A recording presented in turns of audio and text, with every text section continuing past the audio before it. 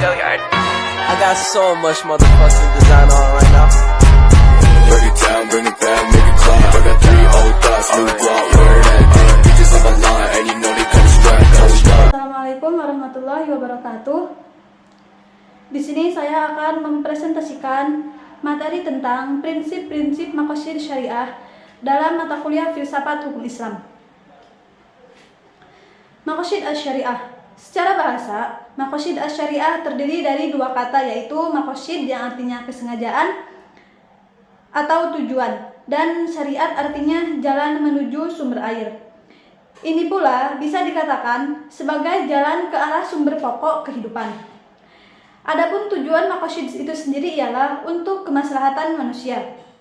Kemaslahatan dapat terrealisasikan dengan baik jika 5 pokok dapat diwujudkan dan dipelihara. Yang pertama agama, yang kedua jiwa, ketiga keturunan, keempat akal, dan kelima harta. Tujuan syar'i dalam mensyariatkan ketentuan-ketentuan hukum kepada orang-orang mukallaf adalah dalam upaya mewujudkan kebaikan-kebaikan bagi kehidupan mereka, baik melalui ketentuan-ketentuan yang daruri, haji, dan tahsini. Syatibi berpandangan bahwa tujuan utama dari syariah adalah untuk menjaga dan memperjuangkan 3 kategori hukum. Tujuan dari 3 kategori tersebut adalah untuk memastikan bahwa kemaslahatan kaum muslimin, baik di dunia maupun di akhirat, agar terwujud cara yang terbaik karena Tuhan berbuat demi kebaikan hambanya. Kemaslahatan yang ingin diselesaikan adalah yang memiliki syarat seperti berikut. Yang pertama yaitu masalah itu harus real atau berdasarkan prediksi yang kuat dan bukan khayalan. Yang kedua, maslahat yang ingin diwujudkan harus benar-benar dapat diterima oleh akal. Yang ketiga, harus sesuai dengan tujuan syariat secara umum dan tidak bertentangan dengan prinsip umum syariat. Yang keempat, mendukung realisasi masyarakat daruriyat atau menghilangkan kesulitan yang berat dalam beragama.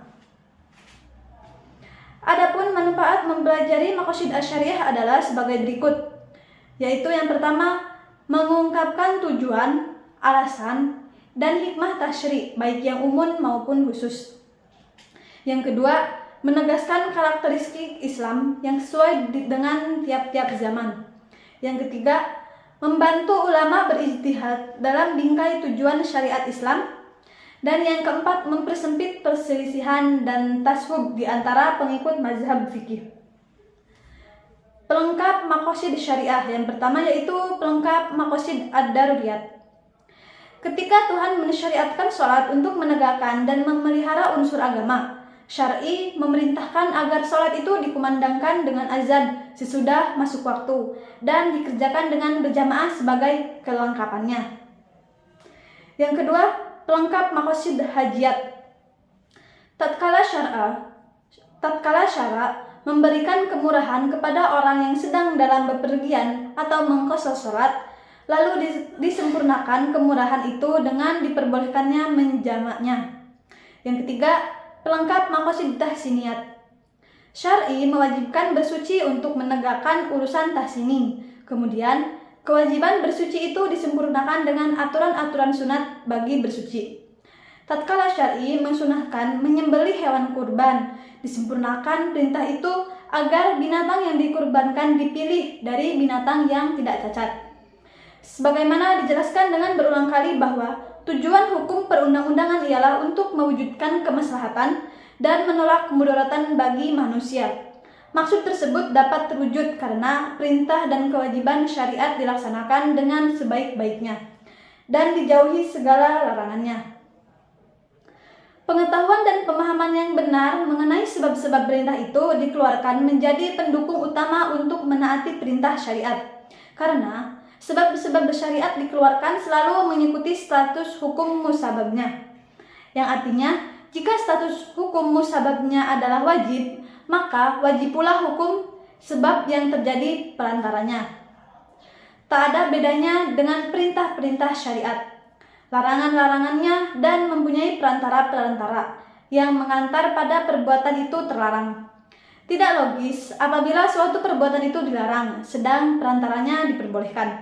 Oleh karena itu, perantara dari suatu larangan yang kuat seharusnya mengikuti status hukum yang diperantarai, yakni terlarang juga.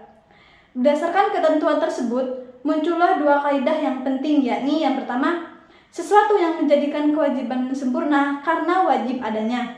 Yang kedua, menutup jalan menuju ke perbuatan terlarang. Demikianlah materi yang dapat saya sampaikan. Saya akhiri, wassalamualaikum warahmatullahi wabarakatuh.